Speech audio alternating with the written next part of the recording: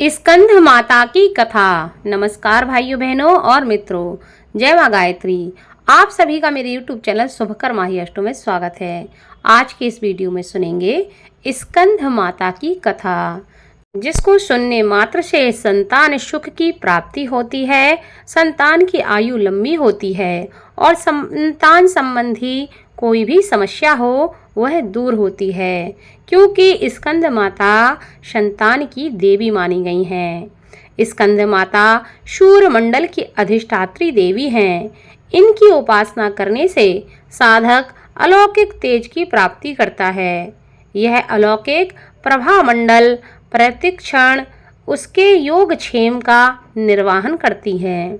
एकाग्र भाव से मन को पवित्र करके माँ की स्तुति करने से समस्त दुखों से मनुष्य मुक्ति प्राप्त करता है। जो भी मनुष्य इनका पूजन करता है, अपने मन को पवित्र करता है, ऐसा करने वाला मनुष्य मोक्ष का मार्ग सुलभ ही प्राप्त कर लेता है। इनकी आराधना से विशुद्ध चक्र के जागृत होने वाली सिद्धियां स्वतः ही प्राप्त हो जाती हैं। इनकी आराधना से मनुष्य सुख शांति की प्राप्ति करता है।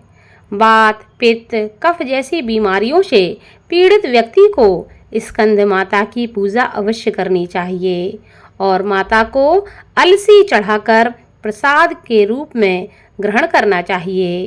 शास्त्रों में ऐसा वर्णन है कि इस चक्र में अवस्थित साधक के मन में समस्त ब्रह्म क्रियाओं और चित्त वृत्तियों का लोप हो जाता है और उसका ध्यान चैतन्य स्वरूप की ओर होता है। समस्त लौकिक, सांसारिक, मायाविक बंधनों को त्याग कर वह पद्मासन माँ स्कंद माता के रूप में पूर्णतः समाहित होता है। साधक को मन को एकाग्र रखते हुए साधना के पथ में आगे बढ़ते रहना चाहिए। आदि शक्ति जगत जननी माँ दुर्गा का यह पंचम रूप है, जो कि स्कंद माता के रूप में जाना जाता है। भगवान स्कंद यानी कि कार्तिकेय की माता होने के कारण दुर्गा जी के इस पांचवें स्वरूप को स्कंद माता का नाम मिला है। सिंह के आसन पर विराजमान तथा कमल के पुष्प से सुशोभित दोनों हाथों वाली यशस्वनी देवी स्कंद माता शुभदायिनी हैं। भगवान स्कंद जी बाल स्वरूप में माता की गोद में बैठे हैं। इस दिन साधक का मन विशुद्ध चक्र में अवस्थित होता है। स्कंद मातृ स्वरूपणी देवी की 4 भुजाएं हैं। ये दाहिनी ऊपरी भुजा में भगवान स्कंद को गोद में पकड़े हैं और दाहिनी निचली भुजा से ऊपर को उठी हैं। उसमें कमल पकड़ा हुआ है। माँ का वर्ण पूर्णतः शुभ्र है और कमल के पुष्प पर माता विराजमान रहती हैं। इसी से इन्हें पद्मासना की देवी और विद्या वाहिनी दुर्गा देवी भी कहा जाता है। इनका जो वाहन है वह सिंह है, क्योंकि यह सिंह पर विराजमान रहती हैं। पौराणिक कथा के अनुसार माँ दुर्गा का पंचम स्वरूप स्कंद माता देवताओं के सेनापति कुमार कार्तिकेय की माता की पूजा होती है। कुमार कार्तिकेय को ग्रंथों में सनत कुमार, स्कंद कुमार के नाम से पुकारा गया है। देवी स्कंद माता ही हिमालय की पुत्री पार्वती हैं। इन्हें ही महेश्वरी और गौरी के नाम से भी जाना जाता है। यह पर्वतराज की पुत्री होने से पार्वती कहलाती हैं। महादेव की वामनी यानी कि पत्नी होने से महेश्वरी कहलाती हैं और अपने गौर वर्ण के कारण देवी गौरी के नाम से पूजी जाती हैं। माता को अपने पुत्र से अधिक प्रेम है, अतः माँ को अपने पुत्र के नाम के साथ संबोधित किया जाना अच्छा लगता है, इसलिए वह स्कंद माता के नाम से पूजी जाती हैं।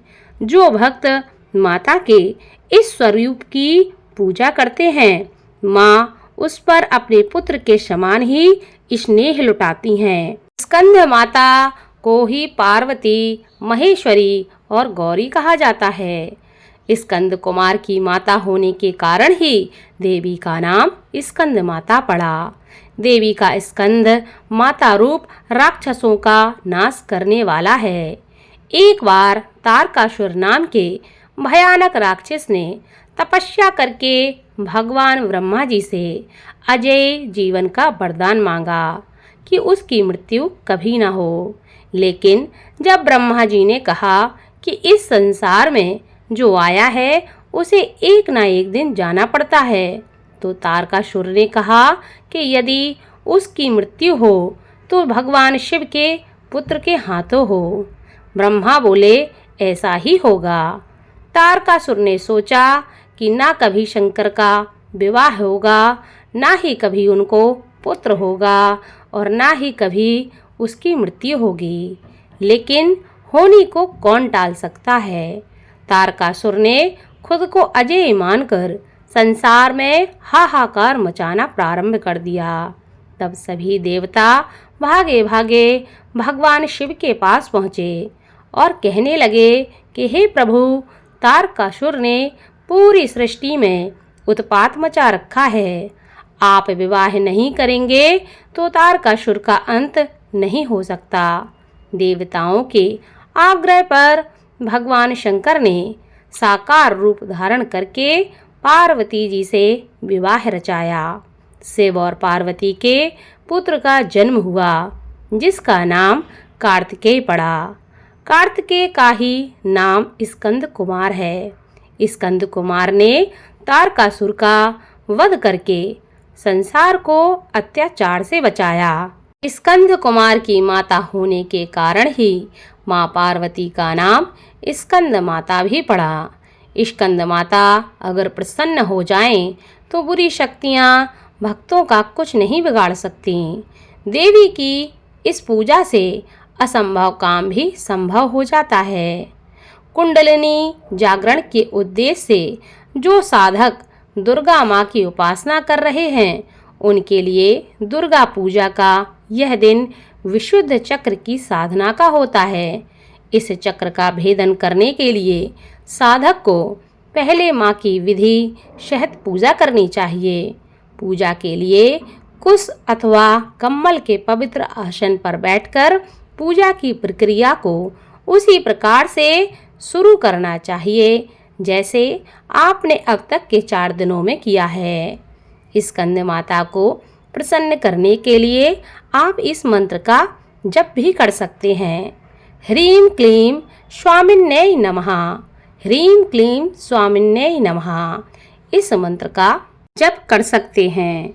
इसके अलावा माँ को प्रसन्न करने के लिए इस दिन आप स्कंद माता के स्कंद कवच का भी पाठ कर सकते हैं। और जब पूजा हो जाए उसके बाद स्कंद माता की आरती अवश्य करें। इस प्रकार माँ का पूजन इत्यादि करके कथा को सुने, इससे स्कंद माता की कृपा आप पर हमेशा बनी रहे और आपके जीवन के सभी मनोरथ पूर्ण हो सकें और जीवन के जो संकट हैं वह दूर हो सकें। तो इस कथा को आप खुद सुने, आपके जो अपने हैं उनको भी इस कथा को शेयर करें ताकि आपके साथ साथ आपके अपने भी स्कंद माता के आशीर्वाद को ग्रहण कर सकें। धन्यवाद।